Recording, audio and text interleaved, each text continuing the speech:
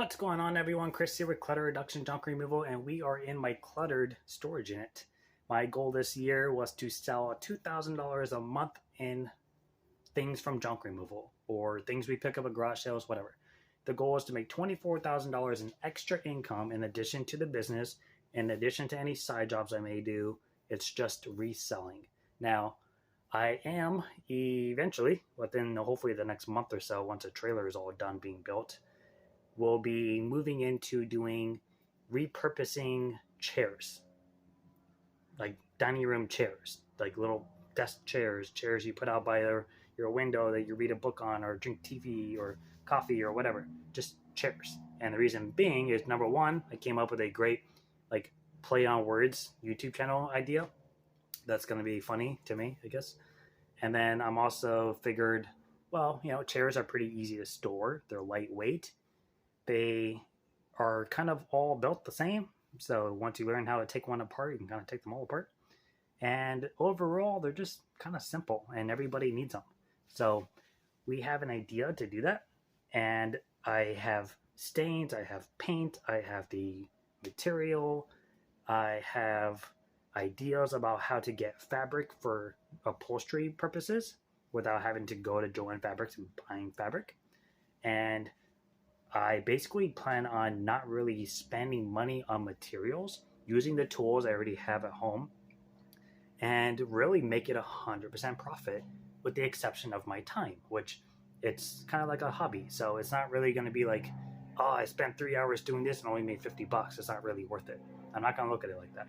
It's meant to be kind of fun and exciting and like it teaches you stuff.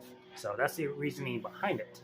Now, aside from all that, because that's going to be a development later down the road, talk a little bit about the reselling. So if you do junk removal, there's a good chance you've probably resold something at one point in time, whether you sold it on Facebook, you brought it by a consignment shop, you brought it to a specific buyer, you had a garage sale, or you sold it on eBay or Craigslist or Poshmark or OfferUp or something, right? It's super easy to do. It's 100% profit, and you're still keeping the piece in rotation of the market versus trashing it. Now, I don't know about you guys, but I have a hard time donating stuff. My helper has a really easy time donating to like 3 specific people. I have not contacted those people yet, but the Goodwill near me will only really take boxes and bags if they have the room for inventory. And then there is a place, but it's not super close to me, that will take pretty much everything and anything. But here's the thing, and I mean this not in a like rude way, but dump fees in Florida are cheap. It's like $42 for a ton of trash. It's $65 for debris. So for me to go bounce around at different like donation places and spend hours at a time plus the fuel isn't really worth the cost of me saving that money versus just going to the dump, where I can get rid of 2,000 pounds worth of stuff for $42. So it's not the most lucrative thing that people think about. If you have like $150 dump fees, by all means. If your minimum drop off is like $75, go donate that couch anywhere you can. You don't want to spend $75 to dump a couch. That's stupid.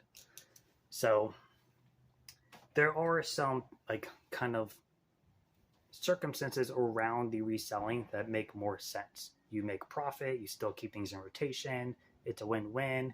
I'm not selling stuff at top market dollar. I'll sell a nightstand for $30.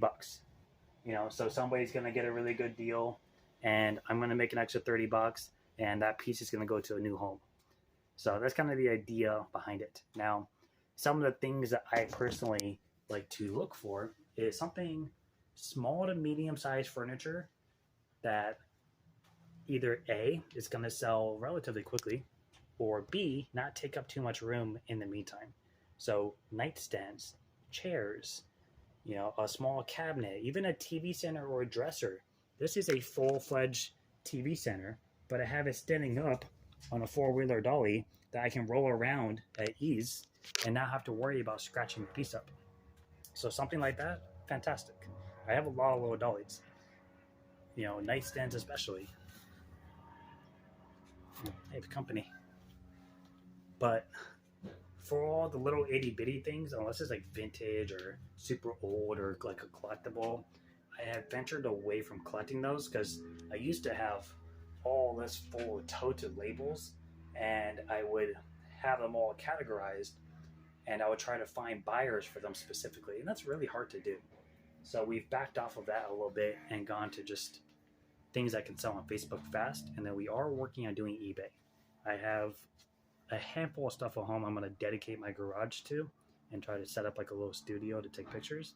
And then this whole tote back here, this is old toys and games, like old like 1960s GI Joes and like the accessories and stuff that I learned from another YouTuber actually hold a lot of value.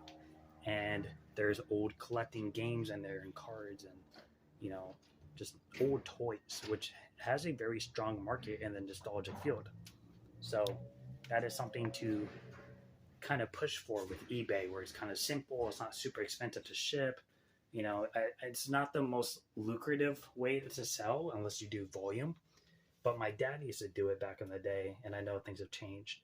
But he would sell he would find a specific set of niches that he liked and stayed with them. So he knew the market, he knew price points, he knew what to include, what not to include if you're doing sets. And it didn't take him too long to learn. And he did that for like 10 years. He used to do garage sales and antiques and stuff.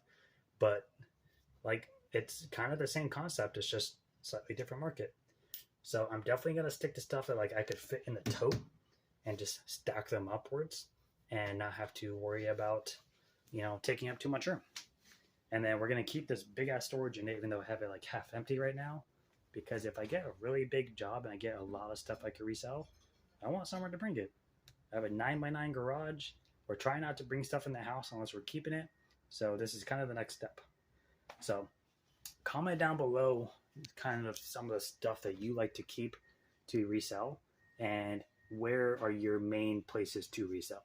Do you do Craigslist? Do you do Facebook, Poshmark, OfferUp? Do you find local consignment shops? Do you check with your neighbors? Let me know what you guys like to do. I'm definitely drifting towards small to medium furniture, with the exception of something I could stand up on a dolly. So like this couch, for example, very rare for me to keep this in here, but it's all an opportunity, and I took it. If it's still here in 3 days, it's going to the donation or dump. But let me know what you guys like to do, and if you have a goal this year for reselling and how much.